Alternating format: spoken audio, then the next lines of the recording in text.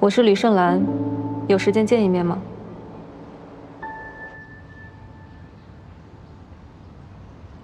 阮小姐看上去气色不错。吕小姐特意来国内找我，应该不只是为了夸我气色好吧？看来你喜欢开门见山，那我直说，怀颂回美国有1个多月了，你知道这段时间他是怎么过来的吗？在医院一边做陪护照顾他爸爸，一边要兼顾工作，同时还要准备好几个庭审，就光这些已经够他忙的了。他还要隔着时差陪你通电话，陪你聊天。阮小姐不觉得自己的存在给他带来的只有负担和妨碍吗？吕小姐是以什么样的立场在说这些话呢？我的存在会给谁带来什么？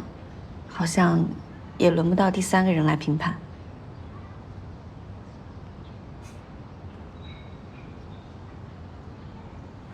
确实，这件事情上我没有立场，但我见过你没有见过的他，我知道他在美国这一切是拿什么换来的。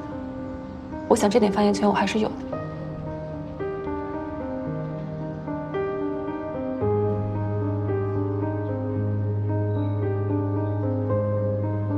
我想你应该知道，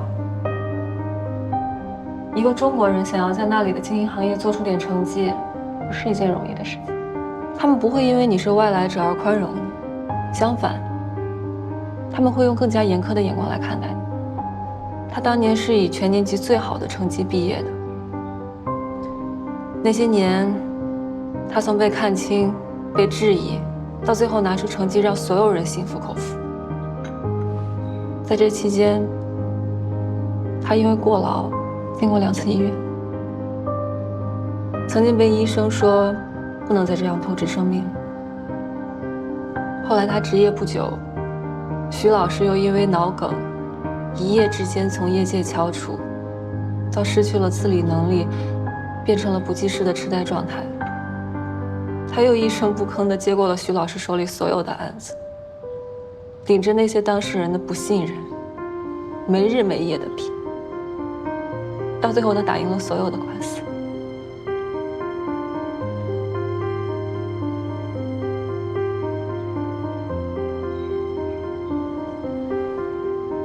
我有的时候就是想不明白，一个人到底是有什么样的信仰，能够支撑他做到这个地步？那好像不是单纯的责任感，也不是单纯的职业理想。虽然我到现在也没有找到答案，但是我知道，他不惜透支身体换来的这一切有多么的宝贵。但你现在要毁了他。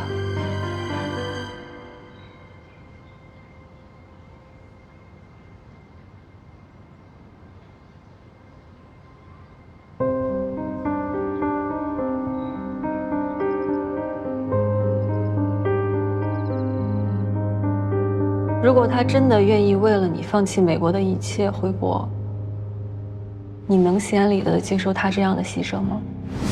那或者说，他对你的感情没有深厚到这个地步，那你们像现在这样每天隔着10几个小时的时差，连一句晚安都不能同时讲给对方，你觉得这样的关系能维持多久？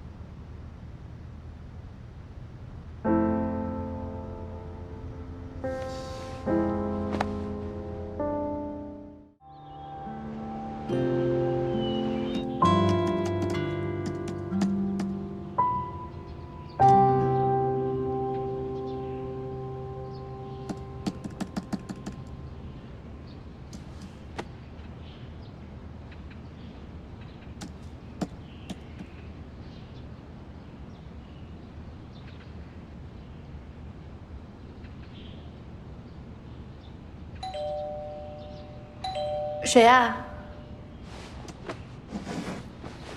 来了。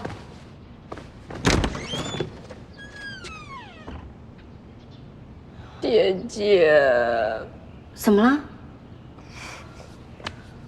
怎么了？姐姐，我昨天看了你的结局之后，我就一直想哭。怎么会这样呢？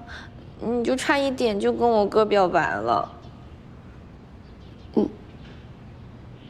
你也知道，我写的人是你哥啊？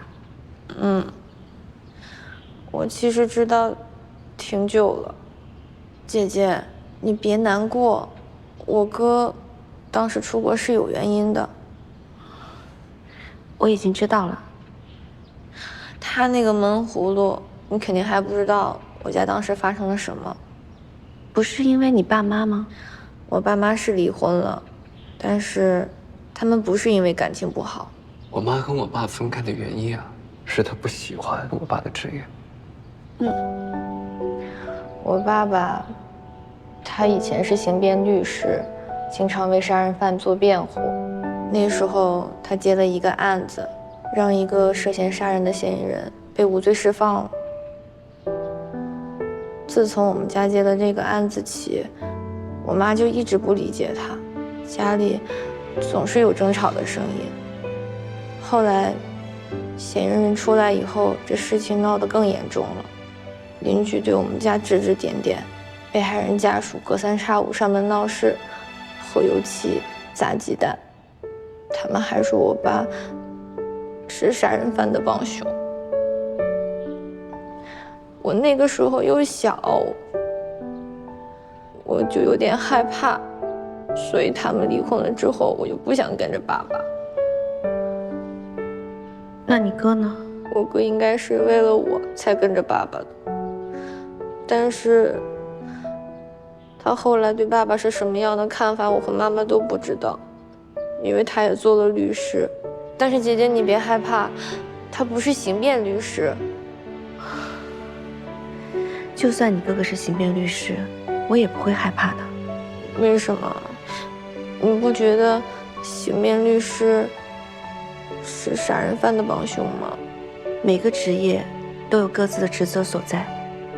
刑辩律师的职责就在于通过为犯罪嫌疑人辩护来维护司法的公正性、公平和正义，不仅仅是不放过任何一个坏人，也要不冤枉任何一个好人，要做到量刑上既不会过重，也不会过轻。这就是控辩双方在法庭上对抗的意义。否则你想想，为什么有些犯罪嫌疑人明明经济很困难，负担不起律师费，但法院还要为他们申请法律援助呢？那姐姐，他们都说我爸是昧着良心挣钱的。每个行业呢，都存在道德缺失的人，律师这个行业也不例外。可如果你真的想要知道你爸爸到底是个怎么样的人，你应该自己去求证，而不是只听他们说。你说对吗？如果那只是一些不清楚事实，或者不愿意相信事实真相的人的非议，但你却错怪了你爸爸，那是不是会后悔呢？好了，别哭了。姐姐，你还伤心吗？我早就已经不伤心啦。你看，我还准备写男女主久别重逢以后的番外呢。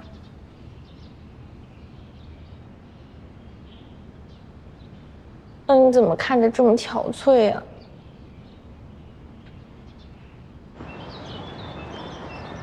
怎么能叫谁给谁增加负担了呢？姐姐，你可千万不要有这样的想法。是不是有人在你面前挑拨离间了？谁吃饱撑的嘴巴这么咸呀？吃不着葡萄说葡萄酸。异国恋明明是两个人一起辛苦一起努力，怎么能是谁给谁增加负担了呢？就算是负担，也是甜蜜的负担。你可千万不能听信那些小人的谗言。我没有认同这个想法，我只是在想一个比较现实的问题。如果两个人要避免分隔两地，就注定有一个人要放弃自己现在的事业，打乱自己的人生轨迹。但不论是谁做出这个决定，那都意味着这段感情从一开始就不对等。